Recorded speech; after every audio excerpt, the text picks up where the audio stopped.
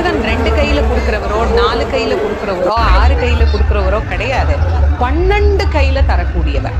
கேட்டவருக்கு கேட்ட வரங்களை அல்ல, நினைத்தவருக்கு நினைத்த வரத்தை விட அதீதமான நலன்களை வாரி வாரி வழங்கக்கூடியவர். அவர் 12 கையில கொடுப்பார், வாங்குறதுக்கு நமக்கு தான் 2 கை பத்தாது. அப்பேற்பட்ட வள்ளலாக விளங்கக்கூடியவர் முருகப்பெருமான். அவர் வள்ளல்னா பக்கத்துல இருக்கிற அம்மா சும்மா கிடையாது, அவள் வள்ளி. இவர் 1 கொடுத்தா அந்த அம்மா 2 கொடுங்கன்னு பாலாம். அப்படி கணவனும் மனைவியும் போட்டி போட்டுக்கிட்டு நமக்கு கொடுக்க தயாரா இருக்கிறாங்க. வாங்குவதற்கு நாம் என்ன செய்ய வேண்டும்? அவரை நினைக்கணும். எப்படி நினைக்கணும்?